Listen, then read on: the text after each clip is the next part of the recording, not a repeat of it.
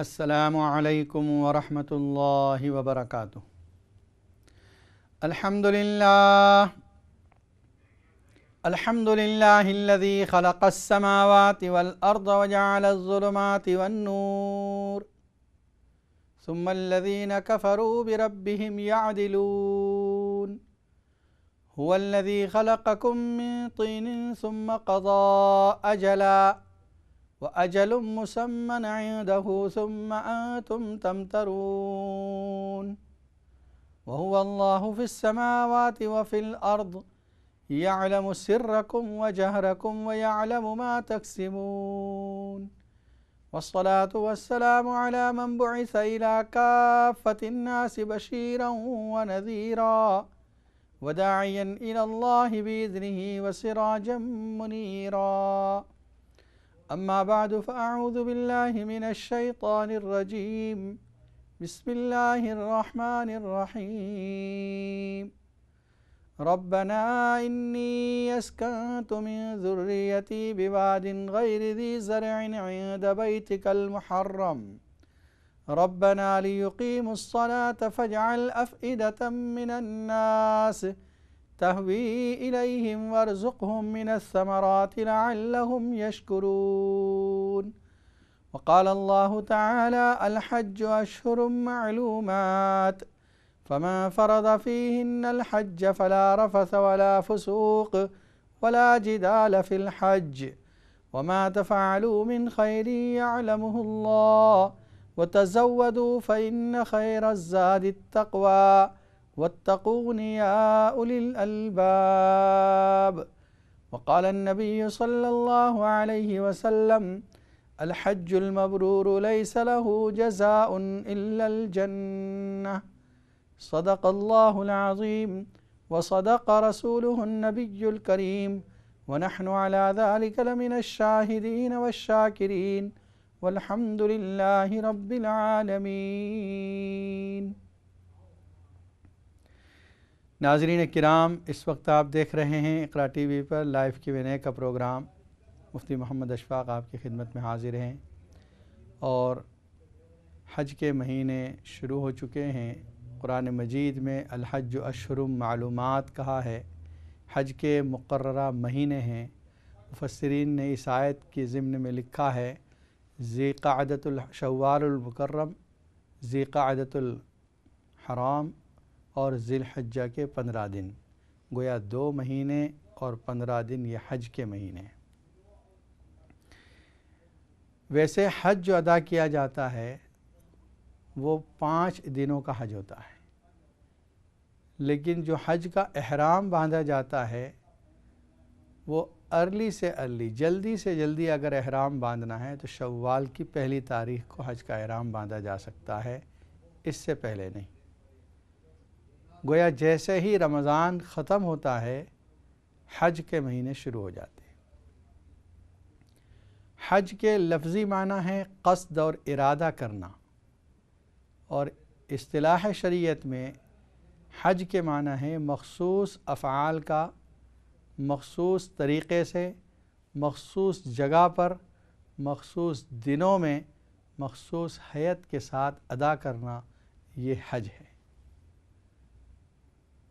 صرف وہیں پر حج ادا ہوگا جہاں اللہ نے بیان کیا ہے، اس کے علاوہ دنیا میں کسی جگہ حج نہیں ہو سکتا۔ صرف ان دنوں میں حج ہوگا جو اللہ نے مقرر فرمائے ہیں، باقی دنوں میں حج نہیں ہوگا۔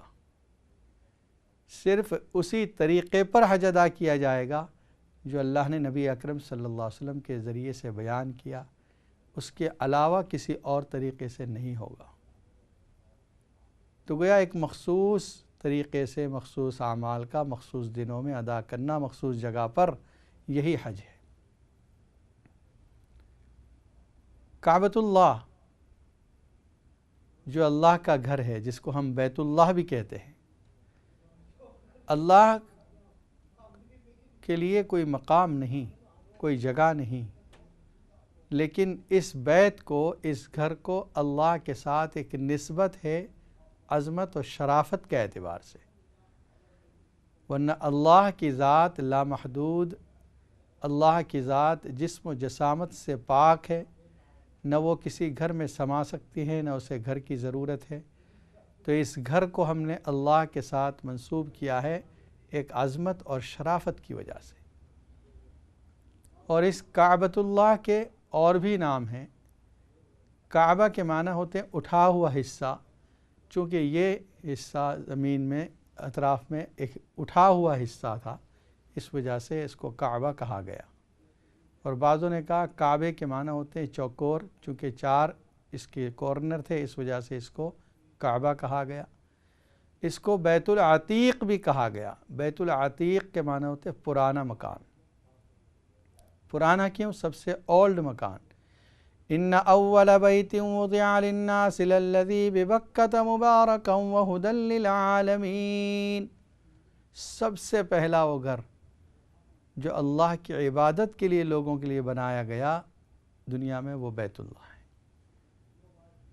ہدی للعالمین، ہدایت کا ذریعہ ہے دنیا والوں کے لیے۔ قرآن کریم میں 3 چیزوں کو ہدایت کا ذریعہ قرار دیا ہے، ایک کعبۃ اللہ کو، دوسرا رسول اللہ صلی اللہ علیہ وسلم کو، اور تیسرا کتاب اللہ کو، اللہ کی کتاب قرآن مجید کو۔ تو گویا ان تینوں کے اندر کچھ مناسبت ہے، تعلق ہے۔ اللہ کی کتاب نبی اکرم صلی اللہ علیہ وسلم پر نازل ہوئی، اور آپ صلی اللہ علیہ وسلم مکہ میں پیدا ہوئے تھے۔ ایک اللہ والے نے بہت اچھی بات فرمائی ہے کہ جو شخص اللہ کے گھر حاضر ہونے کی تمنا کرتا ہے، بہت سے وہ لوگ ہیں جو اب تک نہیں پہنچ سکے اس گھر میں، جنہوں نے آج تک حج یا عمرہ ادا نہیں کیا ہے، کچھ تو وہ ہیں جن کو اللہ نے وسعت نہیں دی ہے، یعنی ان پر حج فرض ہی نہیں ہوا، اور مالی اعتبار سے وہ اس تنگی کا شکار ہیں کہ حاضر نہیں ہو سکے، اور کچھ وہ ہیں جو محروم القسمت ہیں، جن کے پاس مال و دولت کی کمی نہیں، صحت کے اعتبار سے بھی ہیلتھی ہیں، لیکن اللہ نے ان کی حاضری مقدر نہیں کی۔ تو وہ لوگ جو جانا چاہتے ہیں لیکن غربت کی وجہ سے یا کسی اور وجہ سے، یعنی کوئی معذور ہیں تو اس وجہ سے وہ نہیں جا سکے ہیں، ان کو چاہیے کہ قرآن مجید کی تلاوت زیادہ سے زیادہ کریں۔ اس قرآن کی تلاوت کی برکت سے اللہ تعالیٰ رسول اکرم صلی اللہ علیہ وسلم کے شہر اور کعبۃ اللہ کی زیارت نصیب فرمائے گا۔ حضرت ابراہیم علیہ السلام نے خانہ کعبہ کی عمارت جو بنائی، قرآن مجید جو آیت اللہ نے سورہ آل عمران میں نے ابھی تلاوت کی ہے، اس کا مطلب یہ ہے کہ سب سے پہلے اللہ نے یہ گھر بنایا۔ تو اس سے معلوم ہوتا ہے کہ سب سے پہلا گھر اللہ کی عبادت کے لیے جو بنایا گیا دنیا میں، وہ بیت اللہ ہے۔ تفسیر کی کتابوں میں یہ بات واضح طور پر لکھی ہے کہ سب سے پہلے اس کو فرشتوں نے بنایا تھا، اس کے بعد آدم علیہ السلام نے بنایا۔ طوفان نوح کے بعد اس کے نشانات ختم ہو گئے تھے۔ حضرت ابراہیم علیہ السلام کو اللہ نے جو حکم دیا ہے، وہ ری بلڈ کرنے کا حکم نہیں، بلکہ جہاں سے بنیادیں قائم تھی اس پر سے دیواریں اٹھا رہے تھے۔ وَإِذْ يَرْفَعُ إِبْرَاهِيمُ الْقَوَاعِدَ مِنَ الْبَيْتِ وَإِسْمَاعِيلُ، یاد کرنے کے قابل ہے وہ وقت جب ابراہیم علیہ السلام اور اسماعیل علیہ السلام دیواروں کو اٹھا رہے تھے۔ رفع القواعد قرآن مجید میں جو تعبیر ہے، دیواروں کو اٹھا رہے تھے، یہ نہیں کہا کہ بلڈنگ بنا رہے تھے، گویا بنیاد پہلے سے موجود تھی،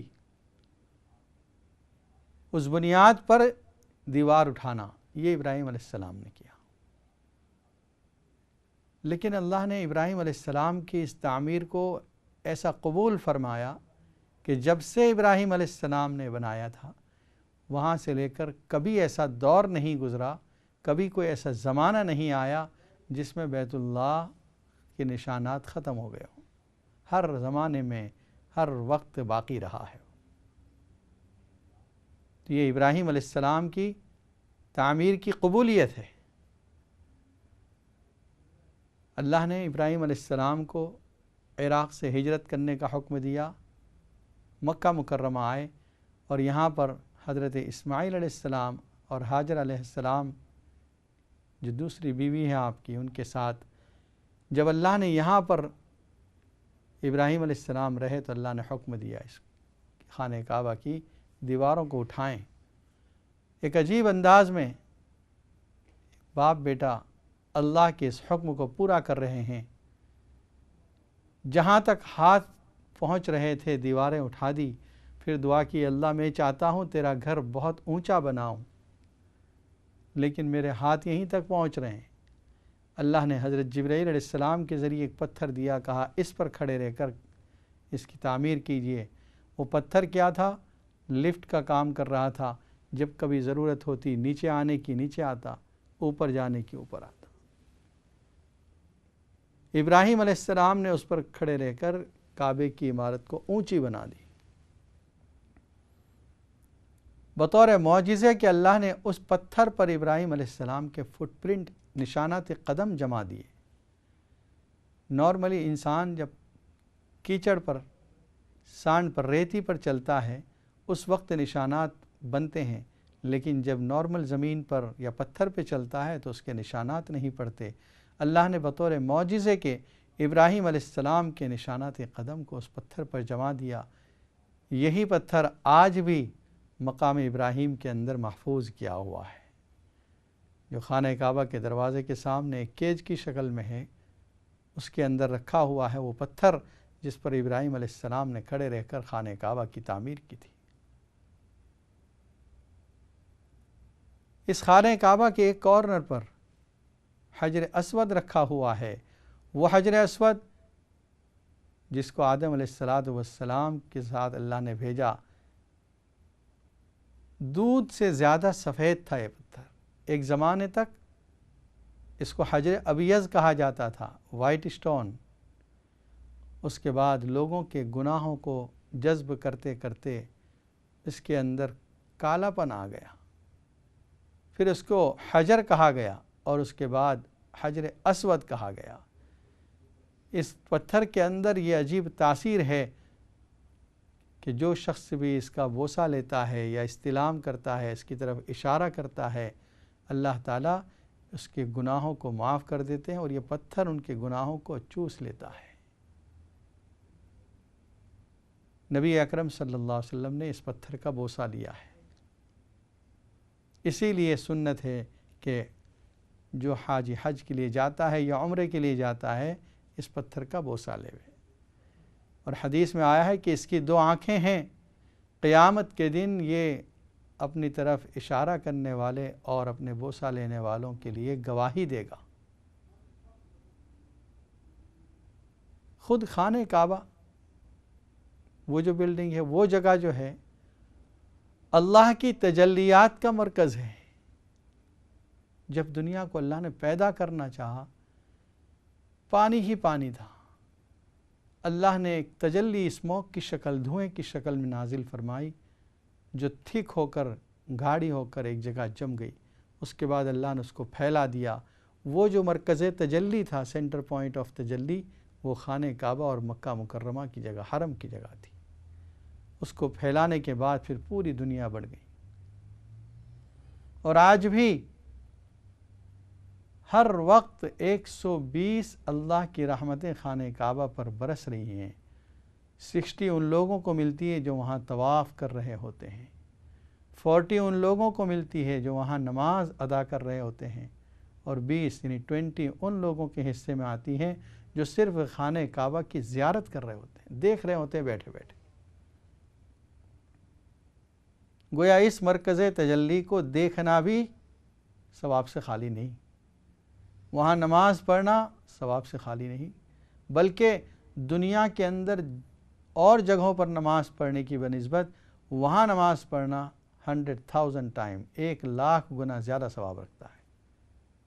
2 رکعات آپ یہاں پڑھ رہے ہیں، جو آپ کو ثواب ملے گا، وہی وہاں پر پڑھنے کا ثواب 1,00,000 ٹائم زیادہ ثواب ملے گا اس کا۔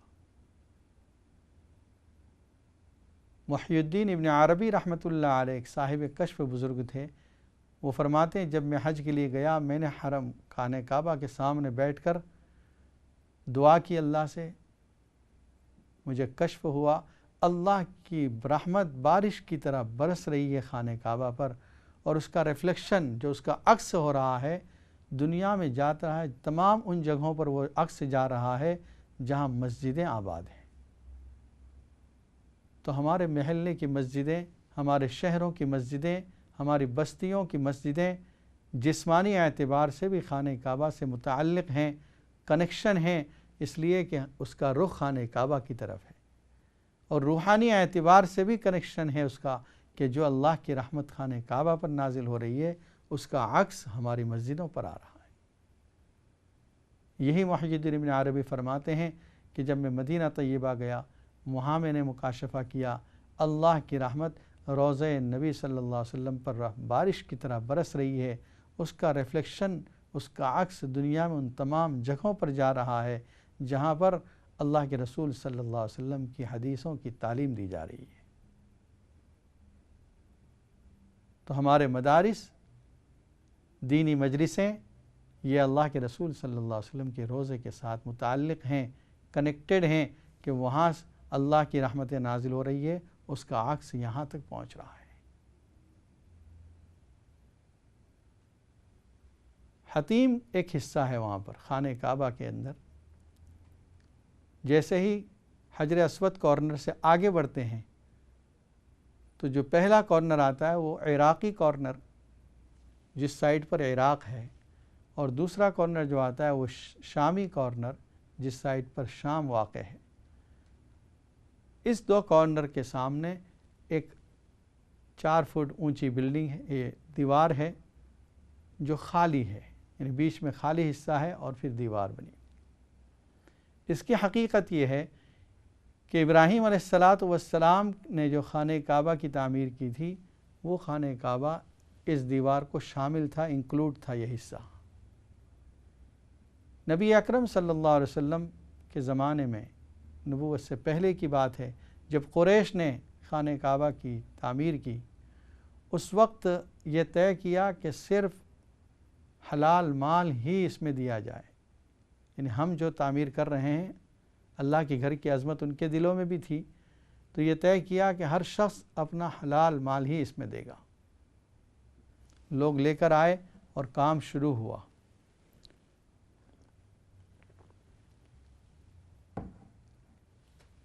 جب ایک حد تک کام پہنچ گیا تو انہوں نے دیکھا بجٹ کتنا ہے اور ابھی کام کتنا ہے، بیلنس کتنا بچا ہے۔ انہوں نے یہ محسوس کیا کہ اس بیلنس کے اندر کام پورا نہیں ہو سکے گا، تو انہوں نے پھر یہ طے کیا کہ اب دوسرا پیسہ کہاں سے لائیں گے، ہم یہ کرتے ہیں تھوڑی سائز ریڈیوز کر دیتے ہیں، کم کر دیتے ہیں، اور پھر جو اوریجنل سائز ہے وہاں پر پتھر کے نشان لگا دیں گے کہ حقیقت میں خانہ کعبہ وہاں تک تھا لیکن ہم بنا نہ سکے۔ نبی اکرم صلی اللہ علیہ وسلم نے ایک موقع پر حضرت عائشہ رضی اللہ تعالیٰ عنہ سے فرمایا، اگر تمہاری یہ تمنا ہو کہ خانہ کعبہ کے اندر نماز پڑھوں، یہ جو باہر حصہ ہے حتیم کا اس میں نماز پڑھ لو، یہ اصل میں خانہ کعبہ ہی کا حصہ ہے، اس میں نماز پڑھنا خانہ کعبہ کے اندر نماز پڑھنے کے برابر ہے۔ تو اللہ تعالیٰ نے ہم غریبوں کے لیے آسانی کر دی کہ خانہ کعبہ تو کھولا جاتا ہے صرف VVIP مہمانوں کے لیے، بڑے بڑے بادشاہوں کے لیے، لیکن وہ حصہ اللہ نے ہر وقت کھول دیا ہے، جب چاہیں وہاں جا کر نماز ادا کر لیں، یہ اللہ کی طرف سے غربا پر، فقیروں پر احسان ہے۔ حضرت عبداللہ ابن زبیر رضی اللہ تعالیٰ عنہ نے اپنی خالہ حضرت عائشہ رضی اللہ تعالیٰ عنہ سے یہ روایت بھی سنی تھی کہ عائشہ، اگر تیری قوم کے فتنے میں پڑنے کا اندیشہ نہ ہوتا تو میں خانہ کعبہ کو پھر سے بناتا اور جو اوریجنل حضرت ابراہیم علیہ السلام کی سائز تھی وہاں تک کر دیتا۔ لیکن خطرہ کیا ہے، قوم یہ کہے گی کہ دیکھو ہمارے باپ دادوں کا دین بدل دیا، ہر چیز بدل دی، حتیٰ کہ خانہ کعبہ بھی بدل دیا آپ نے۔ تو حضرت زبیر نے جب یہ روایت، عبداللہ ابن زبیر نے جب یہ روایت سنی اس وقت حضرت عبداللہ ابن زبیر مکہ کے گورنر تھے، یعنی یہ خلافت راشدہ کے بعد کی بات ہے۔ انہوں نے سوچا کہ اب وہ دور تو نہیں رہا، لوگوں کو اب پتہ ہے اور حالات مناسب اور موافق ہو چکے ہیں، اگر میں حضرت ابراہیم علیہ السلام کی تعمیر کی طرح خانہ کعبہ بنا دوں بڑی سائز، تو اب تو فتنہ نہیں ہوگا۔ انہوں نے خانہ کعبہ کو شہید کیا، دیواروں کو توڑا اور اوریجنل ابراہیم علیہ السلام کی جو عمارت تھی، بنیادیں تھی، وہاں تک بنا دی۔ ان کا دور ختم ہو گیا۔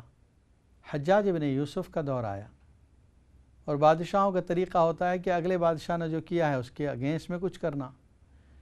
اس نے یہ کہا دیکھو یہ کیا کیا عبداللہ ابن زبیر نے، نبی صلی اللہ علیہ وسلم کے زمانے میں جو خانہ کعبہ تھا اس کو چینج کر دیا، پھر اس نے شہید کیا، پھر اس نے وہی سائز پہ کر دیا جو نبی صلی اللہ علیہ وسلم کے زمانے میں تھا، اور حتیم کے نشان کو اس نے پتھروں سے واضح کر دیا۔ بعد میں امام مالک رحمۃ اللہ علیہ نے فیصلہ اور فتویٰ صادر کیا، آئندہ سے کوئی بادشاہ اس میں کوئی ترمیم نہ کرے، جیسا رہ چکا ہے، آ چکا ہے، نبی صلی اللہ علیہ وسلم کے زمانے میں ایسا ہی تھا، بس ایسا ہی رہنے دیا جائے۔ تو حجر اسود، اسی طرح مقام ابراہیم، اسی طرح حتیم، یہ آپ نے معلوم کر لیا۔ خانہ کعبہ کا جو دروازہ ہے، اس دروازے سے لے کر حجر اسود کے درمیان تھوڑی سی جگہ ہے، اس جگہ کو ملتزم کہتے ہیں۔ ملتزم کے معنی ہوتے ہیں چمٹنے کی جگہ۔ نبی صلی اللہ علیہ وسلم نے اپنا سینہ اس دیوار سے لگایا اور ہاتھوں کو اس طرح اٹھا کر پورا جسم اس طرح لگایا خانہ کعبہ کی دیوار سے، جس طرح بچہ اپنے ماں کے جسم سے چمٹ جاتا ہے، اس طرح نبی صلی اللہ علیہ وسلم نے یہاں دعا کی ہے، اور فرمایا یہ قبولیت دعا کی جگہ ہے۔ حجر اسود سے پہلے جو کارنر آتا ہے وہ رکن یمانی کہلاتا ہے، جس سائڈ پر یمن ہے۔ نبی صلی اللہ علیہ وسلم نے طواف کے دوران ایک ہاتھ وہاں دائیں ہاتھ سے اس کو ٹچ کیا ہے، تو اس کا استلام تو نہیں کیا جائے گا، یعنی اگر دور ہیں تو اشارہ نہیں ہے، لیکن اگر آپ قریب ہیں تو ہاتھ لگانا چاہیں تو لگا سکتے ہیں۔ یہ رکن یمانی کہلاتا ہے، رکن یمنی بھی کہتے ہیں، یمانی بھی کہتے ہیں۔ نبی صلی اللہ علیہ وسلم نے ان دو کارنروں کو ٹچ کیا ہے، رکن یمانی اور حجر اسود، اس لیے کہ اوریجنل ابراہیم علیہ السلام کی بنیادوں پر قائم تھے، اور ان دو کارنروں کو ٹچ نہیں کیا جو رکن عراقی اور رکن شامی، اس لیے کہ وہ حضرت ابراہیم علیہ السلام کی تعمیر سے پیچھے آ چکے ہیں۔ ایک کالر لائن پر موجود ہے۔ السلام علیکم ورحمۃ اللہ وبرکاتہ۔ وعلیکم السلام۔ مفتی صاحب، میں نے ایک سوال پوچھنا ہے آپ سے۔ جی، یہ سورہ بقرہ کی آیت نمبر 62 کا مجھے تھوڑا سا اس کی ڈیٹیل مجھے ذرا سمجھا دیں کہ کیا ہے کہ اس میں کہا گیا ہے کہ عیسائی ہوں یا یہودی یا ستارہ پرست، کوئی بھی شخص ہو، کسی قوم کا بھی ہو، اور اللہ اور روز قیامت پر یقین رکھتا ہے، تو وہ نیک عمل کرے گا تو ایسے لوگوں کو ان کا صلہ ملے گا اور وہ گمراہ نہیں ہوں گے۔ اور تو یہ میں نے پوچھنا تھا کہ جو عیسائی ہیں وہ ہم تو ان کو مشرک سمجھتے ہیں کیونکہ وہ اللہ کے ساتھ شرک کرتے ہیں، تو کیا یہ سارے جو آج کل کے عیسائی ہیں اور یہودی ہیں وہ ایون اللہ پر تو ایمان رکھتے ہیں، لیکن آپ کو پتہ ہی ہے کہ وہ شرک بھی کرتے ہیں، تو کیا یہ سارے چاہے ان کے اعمال اچھے ہوں گے اور بہت نیک اور بڑے پائس لوگ ہوں گے تو وہ جائیں گے جنت میں؟ ایک تو میرا یہ سوال ہے۔ اور اس کے آگے والی جو آیت ہے جس میں کہا گیا ہے کہ ہم نے کوہ طور کو تم پر اٹھا کھڑا کیا، جی جی، تو اس کے بارے میں مجھے بتائیں کہ یہ کیا اللہ موسیٰ علیہ السلام کو وارن کرتے ہیں اس آیت میں کہ ہم نے آپ کے اوپر کوہ طور کو لا کھڑا کیا ہے، تو آپ اس کو آپ کتاب کو مضبوطی سے تھامے رکھیں؟ تو ان دو آیتوں کا نا ذرا مجھے پلیز بتا دیجیے۔ ٹھیک ہے، بہت بہت شکریہ۔ السلام علیکم ورحمۃ اللہ وبرکاتہ۔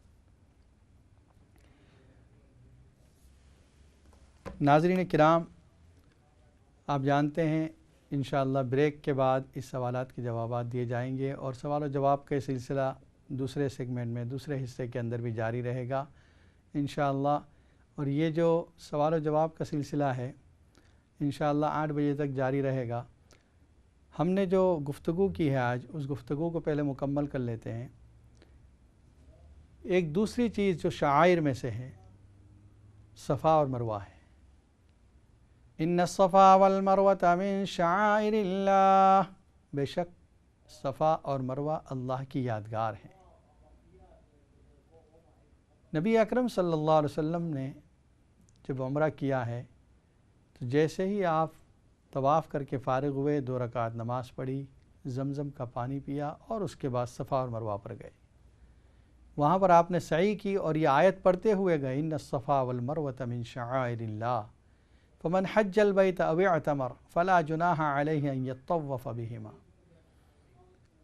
نبی اکرم صلی اللہ علیہ وسلم نے جس عمل کو کیا ہے وہ عمل عمرے کا، حج کا ایک حصہ بن گیا ہے، جس کو ہم سعی کہتے ہیں۔ انشاءاللہ بریک کے بعد یہ گفتگو جاری رہے گی اور سوال و جواب کا سلسلہ بھی جاری رہے گا۔ السلام علیکم ورحمۃ اللہ وبرکاتہ۔